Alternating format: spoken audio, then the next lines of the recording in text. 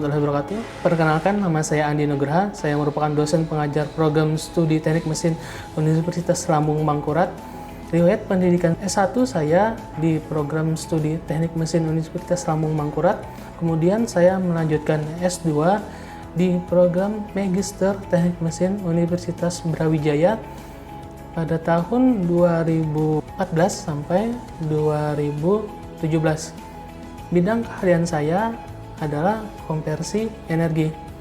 Sejak awal mengabdi pada tahun 2018 di program studi Teknik Mesin Universitas Lambung Mangkurat, saya banyak memberikan pengajaran pada mata kuliah seperti elemen mesin, pemilihan bahan dan proses, serta teknik sistem tenaga hidrolik dan pneumatik. Untuk mendeliver perkuliahan, metode yang saya gunakan adalah metode mimbar atau mengajar di depan kelas.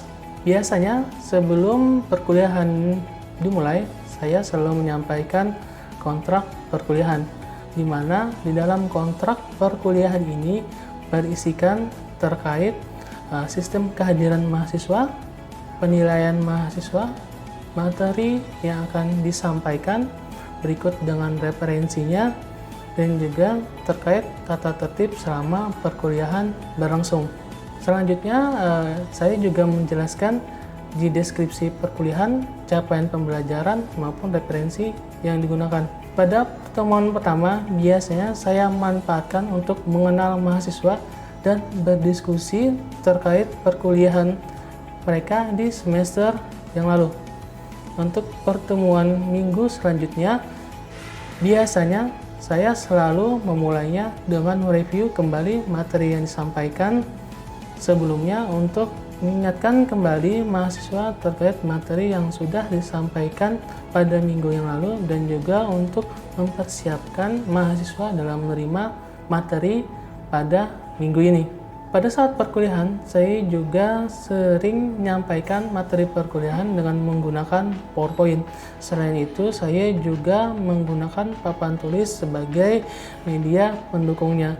Papan tulis di sini biasanya saya gunakan untuk menuliskan contoh soal maupun latihan ataupun tugas untuk mahasiswa. Dalam pelaksanaan pengerjaan contoh soal tersebut, seringkali saya juga melibatkan mahasiswa untuk penyelesaiannya, sehingga di sini diharapkan mahasiswa dapat lebih memahami materi yang saya sampaikan selama proses perkuliahan berlangsung, dan tentunya mahasiswa dapat lebih banyak mengingat terkait materi tersebut. Untuk porsi penilaian di dalam mata kuliah saya terbagi menjadi 3 porsi penilaian, yaitu 30% tugas, 30% UTS, dan 40% UAS. Selain porsi penilaian tersebut, di perkuliahan saya juga memperhitungkan kehadiran mahasiswa, di mana kehadiran mahasiswa itu minimal 80% dari keseluruhan tatap muka perkuliahan. Jadi kehadiran tersebut merupakan kontrol bagi mahasiswa agar nantinya dapat mengikuti ujian akhir semester. Dalam video ini saya juga akan menampilkan cuplikan video pengajaran saya pada mata kuliah kinematika yang berada di semester 3. Pada kesempatan ini saya juga akan menjelaskan salah satu mata kuliah yang saya ampu, yaitu mata kuliah kinematika. Mata kuliah kinematika ini berada di semester 3 dengan bobot 2 SKS.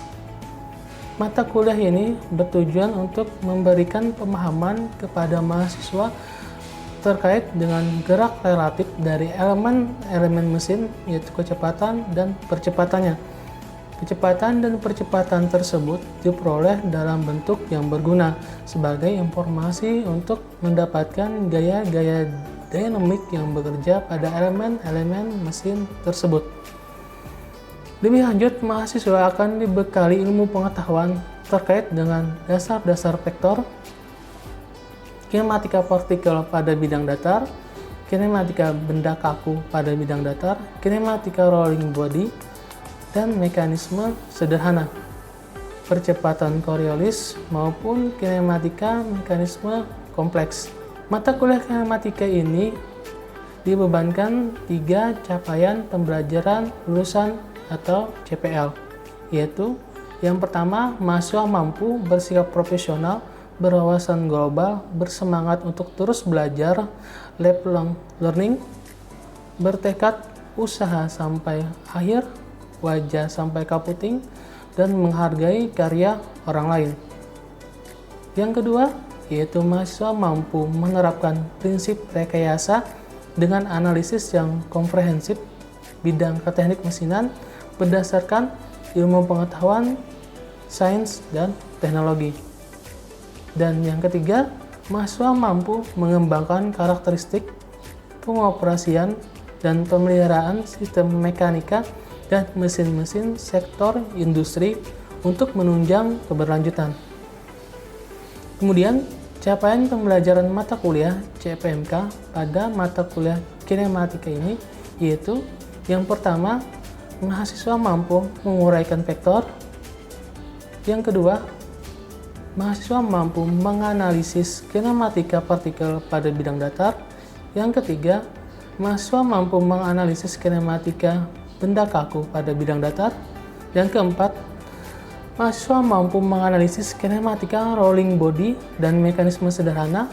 Yang kelima, mahasiswa mampu menguraikan percepatan Coriolis. Yang keenam, mahasiswa mampu menganalisis kinematika mekanisme kompleks. Untuk mencapai CPL dan CPMK yang telah disebutkan tadi, maka disusunlah materi pembelajaran mata kuliah kinematika sebagai berikut. Yang pertama, dasar-dasar vektor. Yang kedua, kinematika partikel pada bidang datar. Yang ketiga, kinematika benda kaku pada bidang datar. Yang keempat, kinematika rolling body dan mekanisme sederhana. Yang kelima, percepatan Coriolis. Yang keenam, kinematika mekanisme kompleks. Yang ketujuh, studi kasus kinematika dalam permesinan. Berikut ini merupakan cuplikan video pengajaran saya. Selamat menyaksikan. Baik, assalamualaikum warahmatullahi wabarakatuh. Waalaikumsalam warahmatullahi wabarakatuh. Selamat siang semuanya. Selamat datanglah di perkuliahan kinematika. Minggu ini kita sudah memasuki minggu kedua di perkuliahan kinematika ini. Minggu lalu kita sudah membahas terkait kontrak kuliah dan sedikit pengantar terkait mata kuliah kinematika ini. Saya harap dari pertemuan minggu lalu kalian sudah memahamilah ketentuan perkuliahan kita dan juga mungkin sedikit dasar-dasar terkait mata kuliah kinematika ini. Di minggu kemarin, saya ingin mereview sedikit lah pertemuan kita minggu kemarin. Kita sudah membahas terkait kontrak kuliah, di mana di situ juga saya sudah menjelaskan bagaimana sistem kehadiran, bagaimana juga sistem penilaian dalam mata kuliah ini.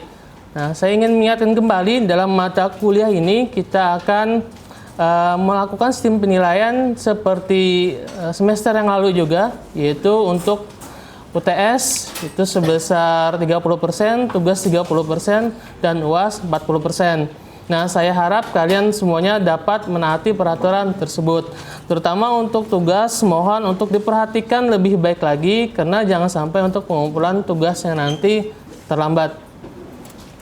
Nah, jadi saya harapkan di masing-masing kalian agar dapat mengerjakan tugasnya dengan baik dan juga dapat mengumpulkannya dengan tepat waktu.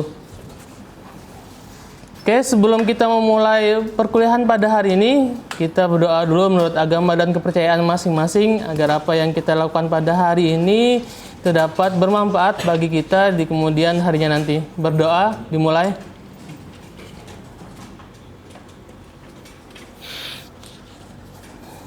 Berdoa, selesai. Oke, baik, kita langsung masuk ke materi kita berikutnya, yaitu di sini kita akan membahas terkait apa itu kinematika. Nah, berdasarkan dari ini untuk materinya sudah saya share ke koti mata kuliahnya lah, karena siapa kok tadi saya lupa namanya. Ya, Radeka. Nah, di Radeka sudah saya share semua terkait RPS maupun terkait dengan materi yang akan kita pelajari di mata kuliah ini. Nah, saya harap kalian juga kalau ada waktu luang mereview kembali materi-materi tersebut. Nah, kenapa? Karena walaupun materinya masih bersifat umum, tapi itu bisa menjadi dasar kalian untuk mempelajari lebih lanjut dari mata kuliah kinematika ini. Nah, itu jadi saya harapkan kalian ketika nanti selepas perkuliahan mereview kembali dari materi-materi tersebut. Dan kalau bisa sebelum perkuliahan dimulai, kalian sudah mempelajari materinya. Nah, jadi fungsinya saya memberi materi kalian di awal. Jadi saya harap sebelum kita kuliah, kalian sudah banyak tuh yang bisa kalian pahami dari ataupun sudah kalian baca dari materi tersebut. Jadi ketika kita melaksanakan perkuliahan di kelas, kita tinggal diskusi maupun nanti tukar pikiran terkait apa yang ada di materi tersebut. Nah, dan juga materi ini mungkin masih cukup kurang lah dibandingkan dengan ilmu pengetahuan yang ada di luar sana. Kenapa? Karena materi yang disampaikan di sini pun cukup terbatas, baik itu terbatas waktu maupun juga keterbatasan yang lainnya.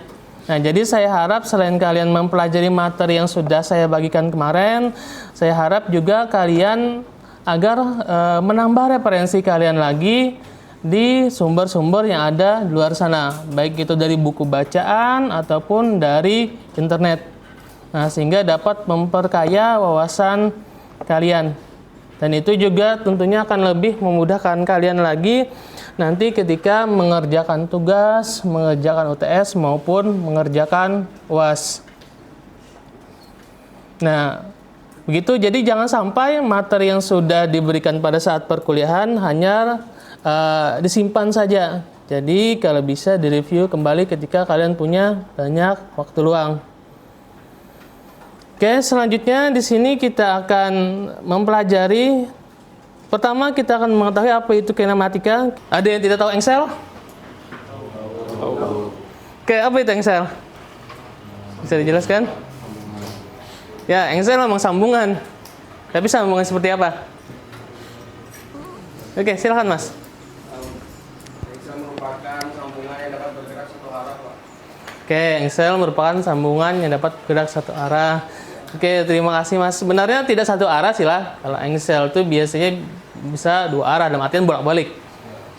Bolak-balik, tapi tidak ada engsel yang pergerakannya lebih dari bolak-balik lah, misalkan melingkar dan sebagainya. Nah, di sini lebih lanjut.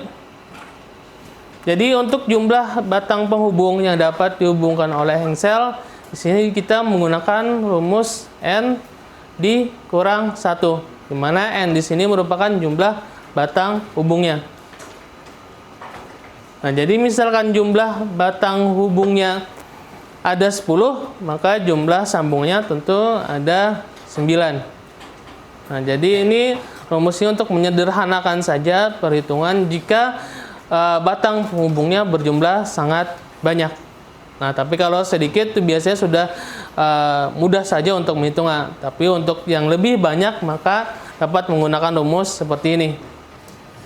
Oke, itu terkait tentang engsel. Berikutnya kita akan masuki terkait derajat kebebasan. Nah, derajat kebebasan di sini yaitu merupakan jumlah kemungkinan pergerakan pada saat yang bersamaan. Nah, contohnya seperti engsel pintu dan jendela itu mempunyai jumlah derajat kebebasan 1.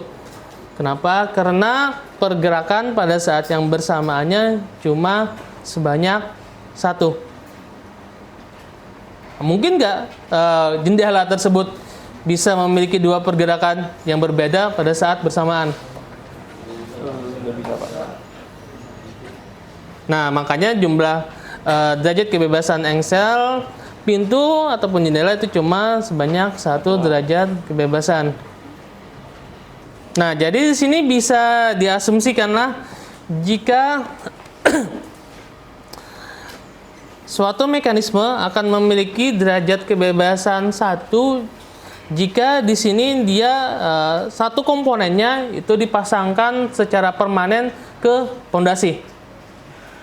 Nah, sedangkan untuk yang derajat kebebasannya lebih dari 1, berarti semua komponennya dapat bergerak secara masing-masing. Nah, seperti yang kalian lihat di gambar selanjutnya, di sini yang mana komponen yang di atas itu dapat berputar, sedangkan yang di bawah pun juga dapat berputar, mengkonversi pergerakan dari mekanisme yang ada di atasnya. Nah, sehingga di sini terjadi 2 derajat kebebasan. Nah, contoh lebih lanjut terkait derajat kebebasan ini seperti kursi yang kalian duduki tersebut.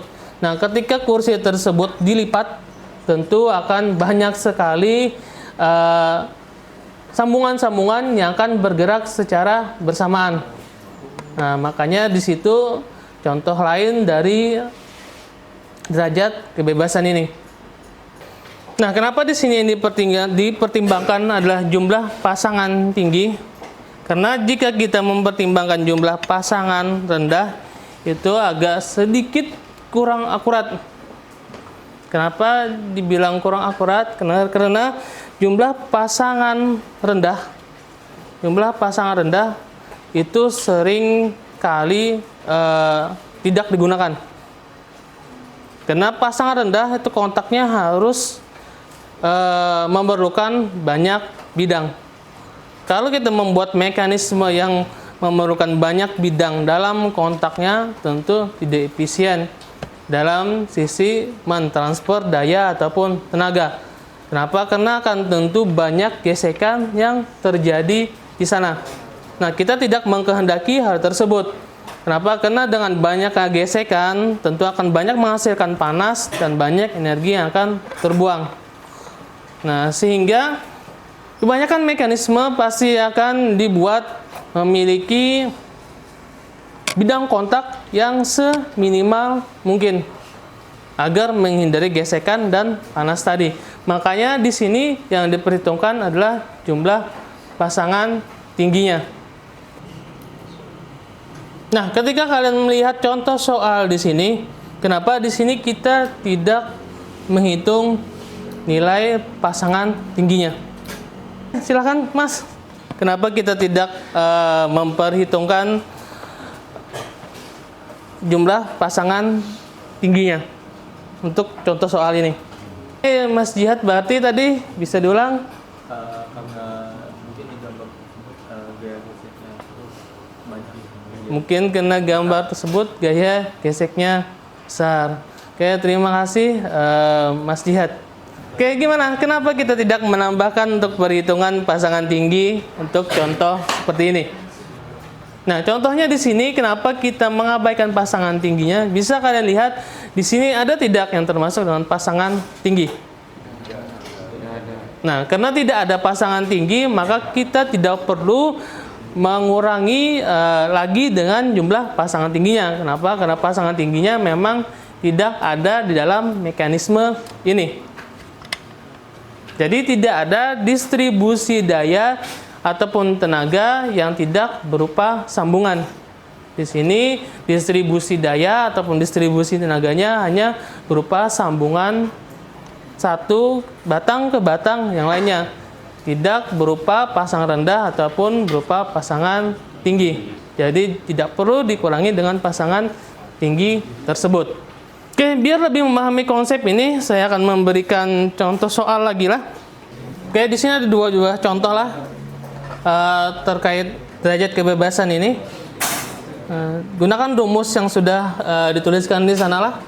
Jumlah derajat kebebasan 3 dikalikan dengan jumlah batang penghubung dikurangi dengan 1 dikurangi dengan 2 kali jumlah sambungan dan dikurangi dengan jumlah pasangan tingginya. Oke, jika ada yang sudah, silakanlah dikerjakan di depan. Jadi nanti kita bisa bahas bersama terkait bagaimana penyelesaian derajat kebebasan ini. Oke, ini ya, silakan kerjakan. Silakan Yandra juga bantu. Kalian dua diskusi lah gimana cara menyelesaikannya. Oke, karena ada satu masih kosong. Oke, tim selanjutnya silakan tim ibu-ibu untuk menyelesaikannya. Pak, Ya? boleh tanya nggak Pak? Ya, silakan. tadi kan pas di rumusnya itu jumlah sambungan itu lebih dari satu ya dari jumlah batang hubungnya Pak. Iya. Tapi di contohnya ini Pak, jumlah batang hubungnya sama dengan jumlah jumlah sambungnya. Oke, kita hitung, coba dihitung gimana Mas? Ini Pak, kan 4 nih. Hmm. Kan harusnya lebih satu dari batang Ini hubung. seharusnya batang hubung biasanya 5 kan? Oke. Batang hubung 5, sambungannya 4. Oke. Biasanya gitu kan? Oke. Tapi ini malah sama Pak. Coba kita lihat gambarnya, betul nggak? Batang hubungan kalau digambar itu ada 1, 2, 3, 4. Ada berapa batang penghubungnya? Nah, jadi kita sebenarnya rumus itu untuk memudahkan. Tapi kita lihat juga ke aktualnya. Ke aktual dari Bendanya. mekanismenya. Oh, Jadi kita ya gitu, teknik mesin itu rumus itu menyesuaikan dengan aktual ataupun kondisi perhitungan. Oke, sudah? Oke, gimana? Kenapa N-nya bisa 5? Bisa dijelaskan? Yandra dan Arbi ya? Jumlah batang hubungnya Pak. Oke. 1, 2, 3, 4, 5. Di mana tuh ya? Coba dulu Mas. Jumlah batang hubungnya. Tuh, jumlah batang penghubung dan penghubung tuh apa bedanya Mas? Jumlah batang penghubung yang mana? Penghubungnya yang mana? Sambungannya yang mana? Jumlah sambungannya 5. Jadi untuk menghitungnya jumlah batangnya oke, langsung seperti itu aja. Oke, yang lain ada tanggapan? Oke, silakan duduk Mas. Oke Mbak, sudah? Oke, 3 berarti untuk jumlah batang penghubungnya ada 1. Terus untuk itu jumlah sambungannya, jumlah sambungannya 1. N itu jumlah sambungan kan? Itu kan N jumlah sambungan. Jumlah batang hubung, jumlah sambungan. J-nya jumlah sambungan. Oke, untuk J-nya 1, N-nya 2. Kenapa J-nya 1 aja? Nggak ada sambungannya. Terus untuk yang N-nya kenapa 2? N jumlah batang hubung, J jumlah sambungan. Terus H-nya nggak ada ya? Ini kan diasumsikan udah gigi Mbak. Oke, terima kasih lah. Silakan duduk. Oke, kita bahas gambar pertama dulu. Untuk nilai J-nya dulu. J di sini jumlah sambungan. Oke. Menurut kalian berapa jumlah sambungannya nih? Ada 5, ada 4. Oke, kenapa bisa 5? Kalian ngitungnya dari mana? pasti bulat ini.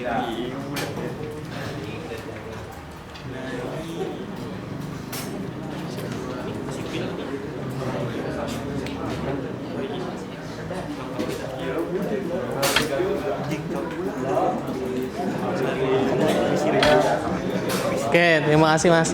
Oke, ini yang J6, terus yang J5?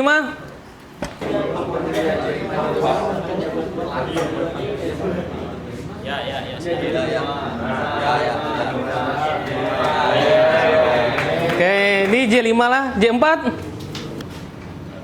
Sebagai minoritas J7.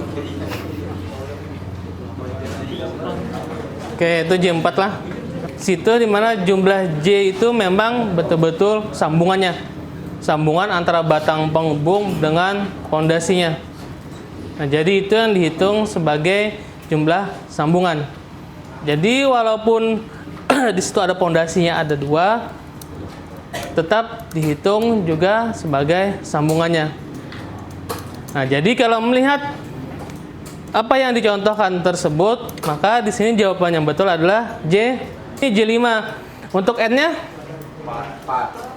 Oke, di sini kita melihat batang penghubungnya lah. Kalau di sini piston ini pasti bergerak. Piston pasti bergerak.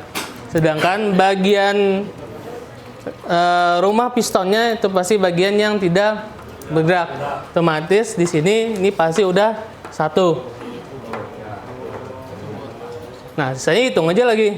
2, 3, 4, 5, 6.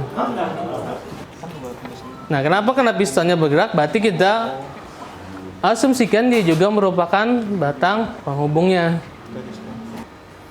Nah, jadi di sini menurut yang saya ketahui, bahwa kalau memang mekanisme tersebut melibatkan piston, maka pistonnya bisa kita asumsikan sebagai batang penghubung. Batang penghubung juga. Kenapa bisa diasumsikan batang penghubung? Karena dia memiliki pergerakan dia sendiri. Walaupun pergerakannya berbeda dari pergerakan batang penghubungnya. Itu otomatis beda lah. Kenapa? Karena tadi dia mengkonversi gerakannya satu menjadi gerakan yang lainnya. Baik itu gerakan berputar menjadi gerakan naik turun ataupun gerakan yang sebaliknya.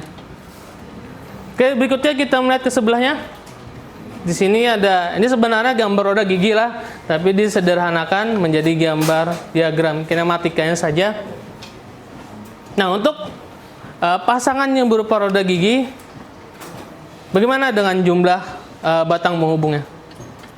Nah, lalu untuk yang roda gigi di sini, karena dia berupa kontak di mana masing-masing roda giginya dapat bergerak dengan bebas. Jadi menurut saya untuk yang roda gigi ini tidak bisa dibilang sebagai sambungan. Oke, sebelum kita bubar, saya ingin mereview sedikit materi kita pada hari ini. Hari ini kita sudah mempelajari terkait apa itu engsel, apa itu pasangan rendah, pasangan tinggi. Pasangan rendah, pasangan tinggi itu berkaitan dengan bidang kontak satu mekanisme dengan mekanisme yang lainnya. Ada yang bidang kontaknya secara bidang, ada yang bidang kontaknya hanya berupa titik. Nah, untuk derajat kebebasan seperti yang kalian ketahui tadi, di sini kita menggunakan rumus yaitu 3 dikalikan N kurang 1 dikurang 2J dikurang H. Nah, untuk penggunaannya di lapangan atau di aktualnya itu melihat kondisi dari permasalahannya. Hal ini akan sering kali kalian temui di persoalan teknik mesin yang lainnya. Kenapa? Karena rumus umum itu harus disesuaikan kembali dengan kondisi permasalahannya. Jadi kadang ada, kalau yang di derajat kebebasan, di sini ada yang kadang memperhitungkan pasangan tinggi, ada yang tidak memperhitungkan pasangan tinggi. Kita lihat dulu di mekanismenya. Nah, begitu juga untuk menentukan tadi jumlah sambungan atau jumlah batang penghubung, kita harus melihat lebih jauh ke mekanisme tersebut. Nah, agar kita dapat lebih akurat menentukannya. Jadi jangan terpaku seperti tadi J itu sama dengan N kurang 1. Tapi pada aktualnya mungkin tidak seperti itu. Kenapa? Karena mungkin dihubungkan dengan pondasinya. Nah, hal ini yang perlu kalian ingatlah. Kenapa? Karena di permasalahan berikutnya mungkin akan ada yang seperti ini. Dan untuk oleh-oleh ke rumah, berikan analisa terkait sambungan di kontak roda gigi tadi. Apakah sambungan di roda gigi tadi memang termasuk sambungan atau bukan? Kontak di antara dua buah roda gigi. Nah, insya Allah nanti itu akan kita bahas lebih lanjut di minggu depan. Sekalian kita masuk ke bagian vektor. Oke, itu untuk ringkasan mata kuliah kita pada hari inilah. Oke, sebelum kita bubar, kita berdoa dulu. Menurut agama dan kepercayaan kita masing-masing, agar yang kita pelajari pada hari ini menjadi berkah di kemudian harinya nanti. Oke, baik, berdoa dimulai. Doa selesai. Oke, perkuliahan hari ini saya akhiri sampai di sini. Mohon maaf jika ada salah kata. Assalamualaikum warahmatullahi wabarakatuh. Waalaikumsalam warahmatullahi wabarakatuh. Ya, kalian dipersilakan tinggal ruangan.